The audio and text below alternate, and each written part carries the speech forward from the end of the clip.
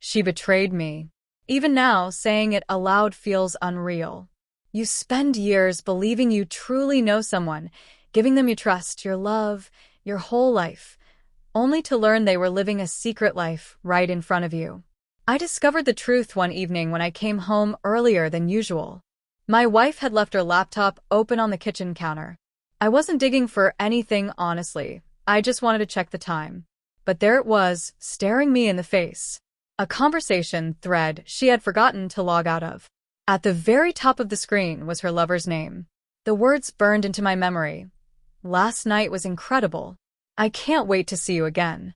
In that moment, my chest tightened as if the ground had been ripped out from under me. My instinct was to yell, to rage, but I didn't. I simply shut the laptop, sat at the table, and waited. When she finally walked through the door, I didn't accuse her or raise my voice. I looked her straight in the eyes and said quietly, "I know." She froze, her face draining of color.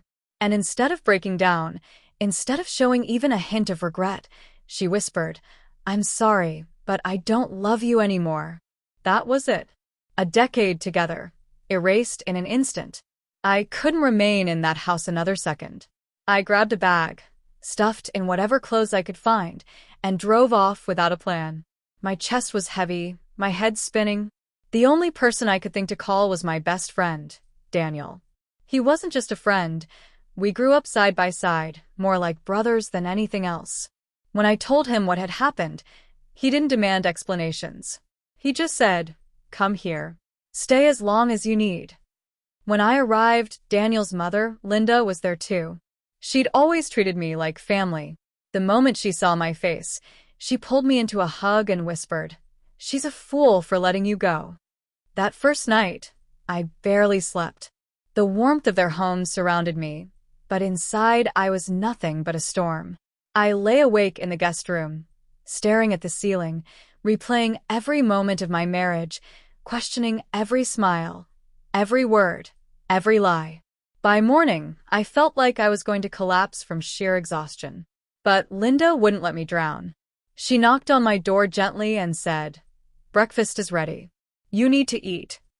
At the table, she poured me coffee and treated me as if I truly belonged there. She didn't pity me or feed me hollow comfort. She simply made me feel seen. Over the days that followed, Linda became my anchor. And she wasn't the only one. She had a circle of friends, women her age, full of energy and life. They had lived long enough to recognize a man whose spirit was crushed, and they refused to let me sink. They brought food, filled the house with laughter, and pulled me into their conversations. They cracked jokes until I laughed again, even when I thought I had forgotten how. At first, I resisted. I wanted to stay buried in misery. But gradually, the weight began to lift. Linda's living room turned into a sanctuary of healing. Her friends wouldn't let me isolate myself. They made me watch movies with them, dragged me into conversations, even coaxed me to dance one evening when music played. And it wasn't just distraction. They reminded me of my worth.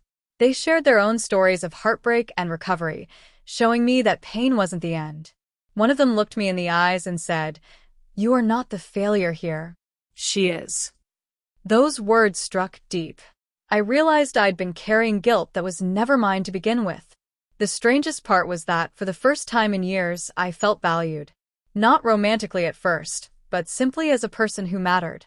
My wife had made me feel invisible. These women reminded me that I was still alive, still worth caring about.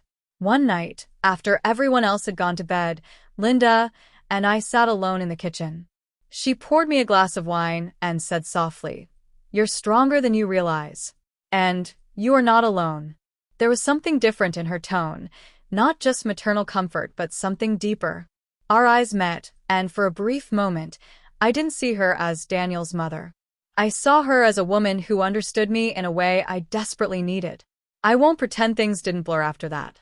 The loneliness, the sting of betrayal, and the warmth of being cared for created a dangerous mix. Lines began to cross. One evening, when her friends were visiting, the laughter shifted into something heavier. Touches lingered longer. Compliments carried more meaning. It was intoxicating, reckless, Yet in my broken state, it felt like freedom. I won't go into every detail. You can imagine the rest. What matters is that they refused to let me feel abandoned. Every moment in that house reminded me I wasn't discarded trash. I was still alive, still a man who deserved attention and affection. Was it messy? Absolutely. Was it right? Probably not. But during those weeks, it was exactly what I needed.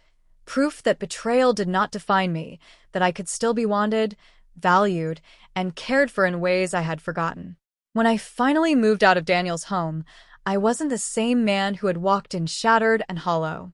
I carried scars, yes, but I had rebuilt myself piece by piece with the help of people who truly saw my worth. My wife thought she had destroyed me. She believed her cheating would leave me broken beyond repair. Instead, she pushed me into a place where I found strength I didn't know I had. Weeks later, when she called, crying, begging for another chance, I didn't hesitate. My answer was clear.